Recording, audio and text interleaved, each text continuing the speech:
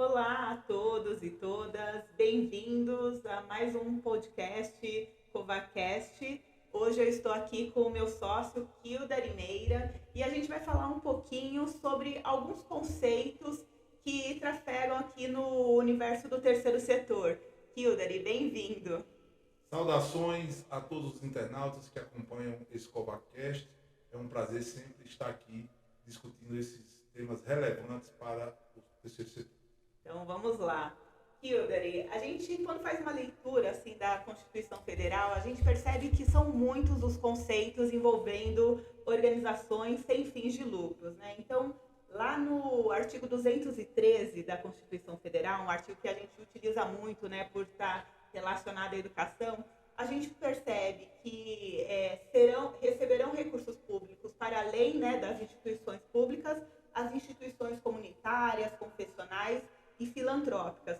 Tudo isso são conceitos, qualificações, né? Então, as instituições filantrópicas, elas são aquelas previstas na Lei Complementar 187 de 2021, ou seja, são as entidades do SEBAS, né? Tão famoso SEBAS. As confessionais são as que têm uma propensão ideológica, né, ligada a alguma religião, e as comunitárias são as que recebem uma qualificação do Ministério da Educação e são regidas pela Lei 12881 de 2013. Não obstante, Kildare, a gente percebe que também que essas qualificações elas são associadas à imunidade. E aí é o ponto que eu acho assim relevante e quero passar a bola para você, que foi a alteração que sofreu, né, a Constituição sofreu ano passado, com a inclusão no artigo 150, inciso B, das organizações assistenciais e beneficentes ligadas a entidades religiosas ou templos. Explica um pouquinho, Kildare, o que essas organizações diferem das instituições de educação e assistência social da linha C, que a gente sempre utilizava com a lógica do artigo 14.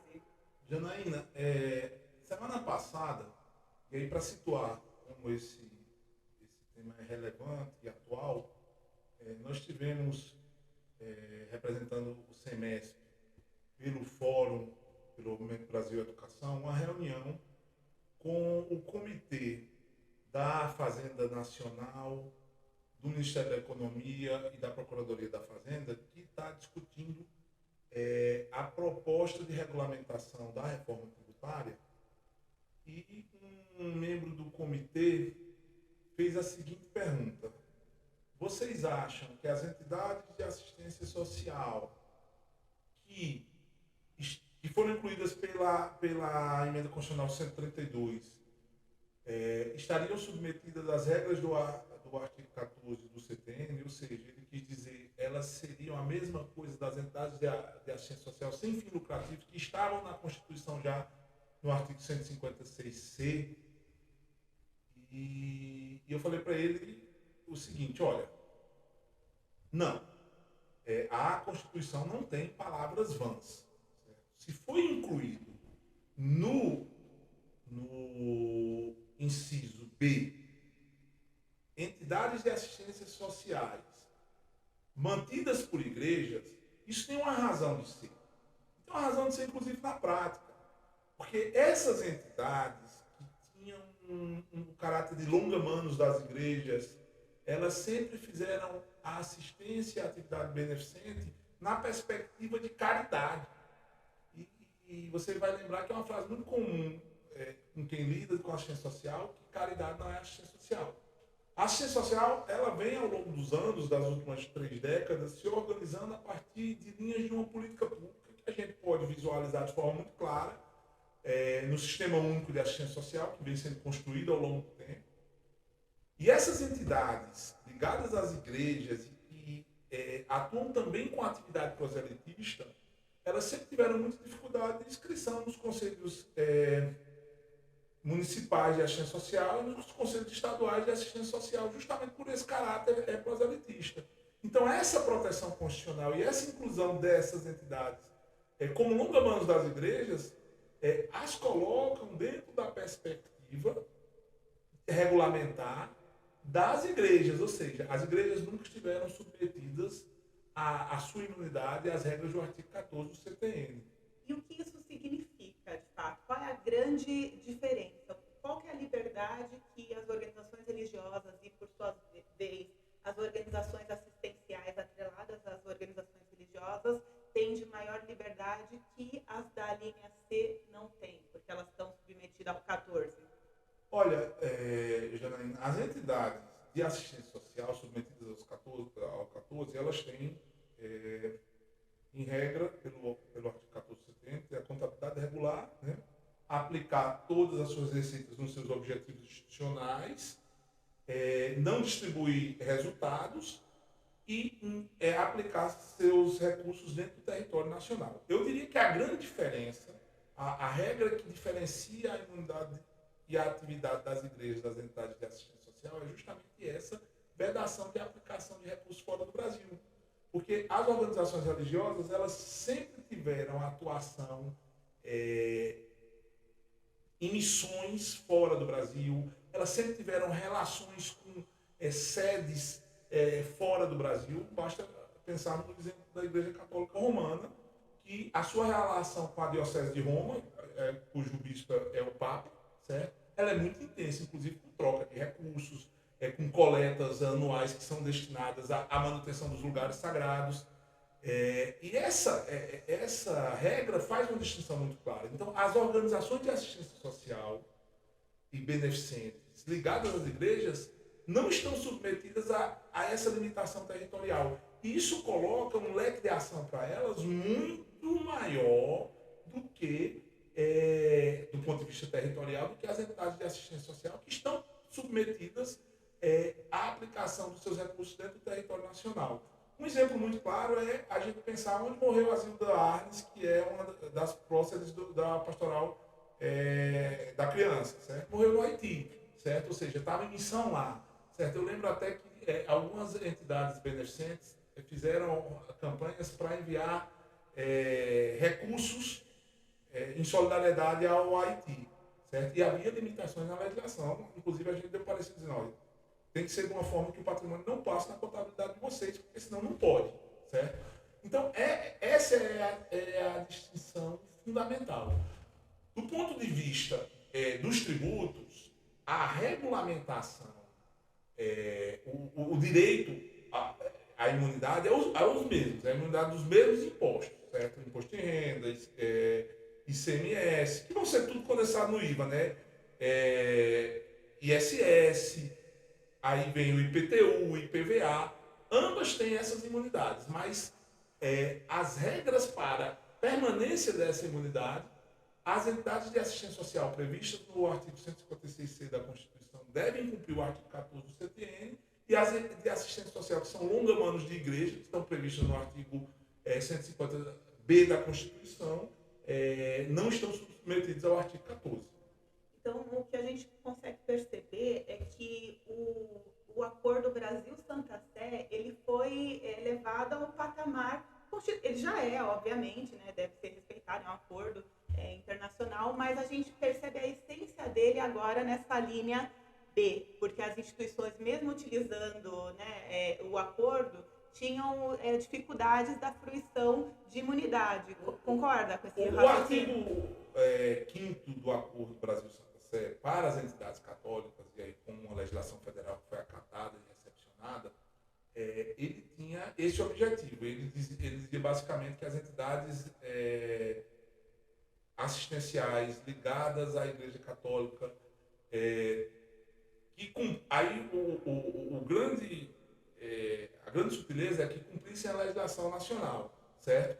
Então, essas entidades, o acordo não era suficiente, porque ele acabava atraindo o artigo 14 do CTN, na ausência de uma distinção específica.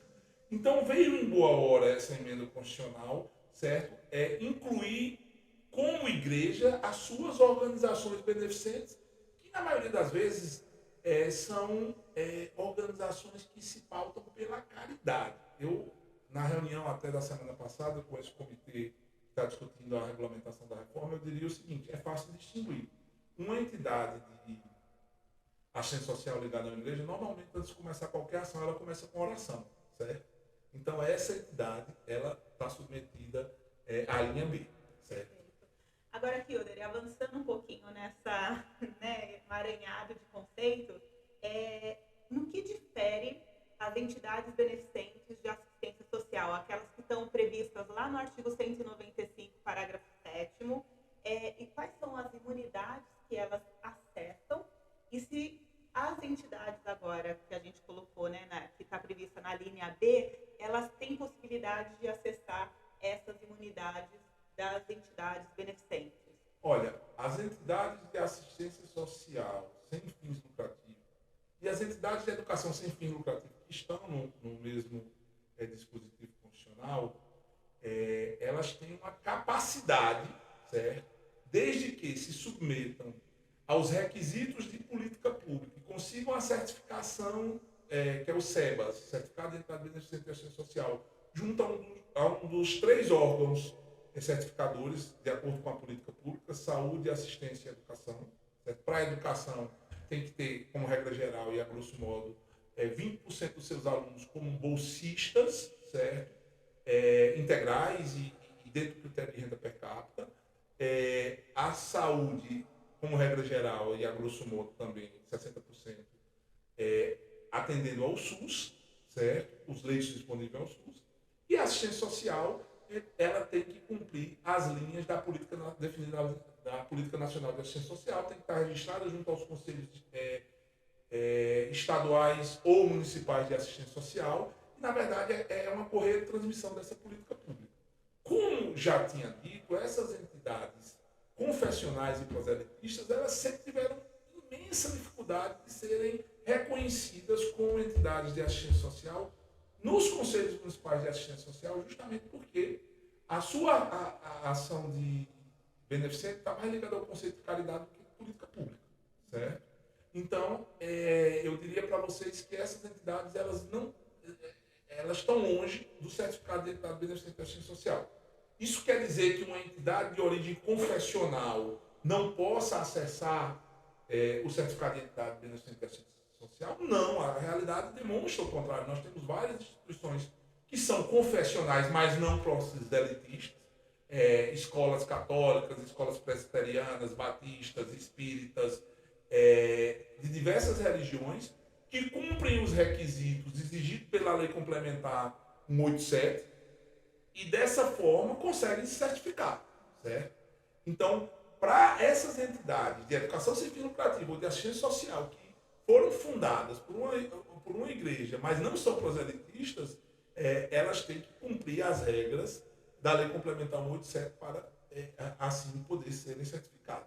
Então, eu diria que quem está lá na linha C tem potencial para também agregar ao seu patrimônio a imunidade de contribuições sociais, que só se goza com o certificado de entidade beneficente de assistência social, e para isso tem que ser reconhecida e certificada por um dos órgãos gestores das políticas públicas que acessam o SEBAS, Saúde, Educação e Assistência. Perfeito. Então, aqui você finalizou falando a questão da linha C, mas a linha B, que é, né, a introdução pela emenda constitucional do ano passado, também tem potencial, mas desde que conforme a Lei Complementar 187. Né? Elas estão mais distantes, certo? Porque elas têm uma dificuldade muito grande de abrir mão do proselitismo, não diria nem da confessionalidade, do proselitismo. As ações sociais, elas dificilmente vão deixar de tentar catequizar quando fazem a ação social, e isso a legislação da Política Nacional de Assistência Social não permite, certo? Elas têm que abrir mão disso para poder percorrer o caminho beneficente da assistência social. E aí eu até diria o seguinte, Anaína, no momento que elas passam a abrir mão disso, elas saem do conceito da linha B, entram no conceito de entidades de assistência social da linha C, e aí, cumprindo a política pública e com SEBAS, elas acessam o 195, parágrafo 7. Perfeito. Então, assim, o que a gente precisa ter muito em mente é quais são os tipos de imunidade que a instituição ela pode usufruir, né? Que ela tem direito, ela nasce com esse direito. Então, a gente está falando, quando fala do artigo 150, Kilder, a gente está falando da imunidade dos impostos, como você bem elencou, né? Então, é IPTU, IPVA, né, IPVI e vários outros. E quando a gente vai para o artigo 195, que é esse ligado, né, à certificação, SEBAS, a gente está falando de imunidade às contribuições sociais.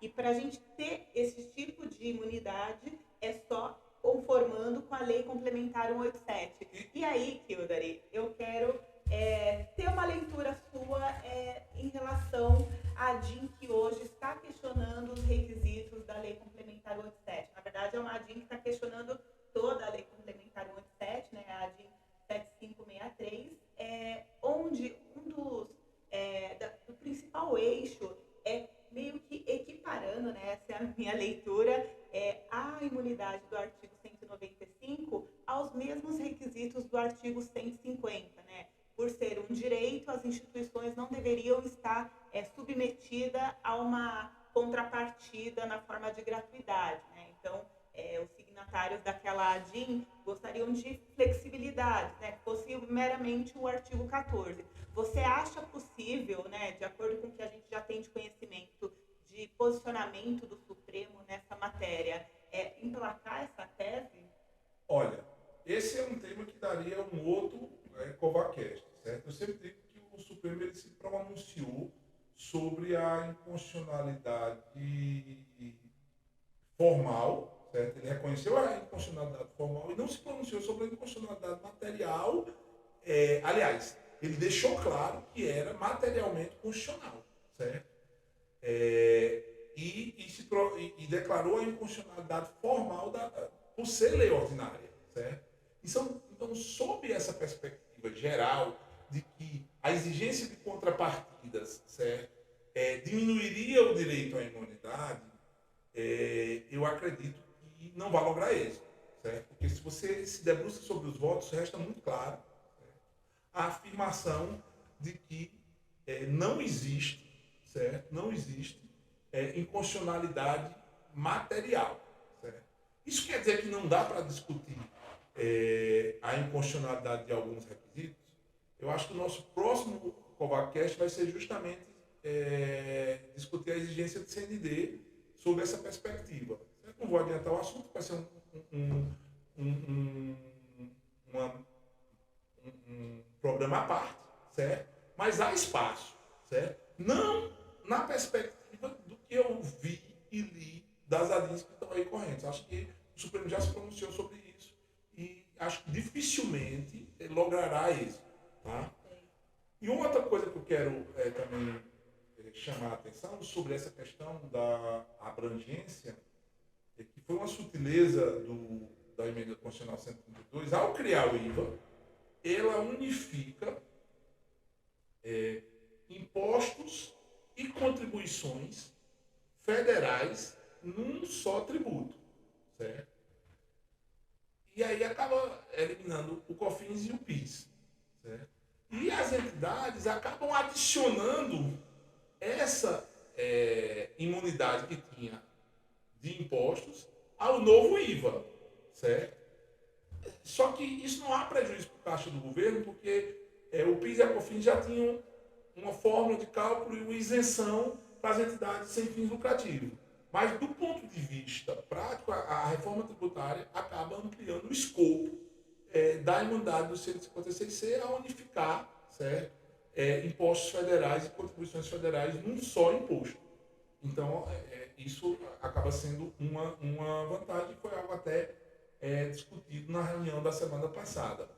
E existe algum risco, assim, de perda de imunidade? Tem como... Eu sei que a gente está até fugindo um pouquinho já do tema aqui, né, que era mais essa parte conceitual, mas a leitura da reforma tributária, houve algum perdedor, alguma organização do terceiro setor poderia se sentir lesada, ficou fora da imunidade? Não, eu acho que só houve ampliação de direitos, né? Essa que eu falei é a questão do ITCMD, certo? Que foi uma nova imunidade, que vai para... As imunidades que nós estamos tratando, elas são subjetivas. Eles acrescentam na do ITCMD entidades para além da educação sem fins lucrativos. Eles acrescentam institutos de pesquisa e produção científica, certo? Ou seja, há uma ampliação de uma imunidade para o TCMD. Então, não vejo como prejuízo.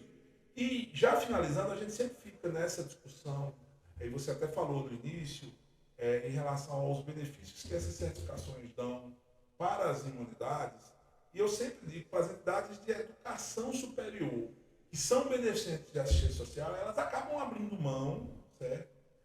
De um direito constitucional que está no artigo 213, que é justamente o reconhecimento de identidade comunitária, que esse direito, apesar de não ser tributário, ela dá uma facilidade de relacionamento e celebração de parcerias com o poder público.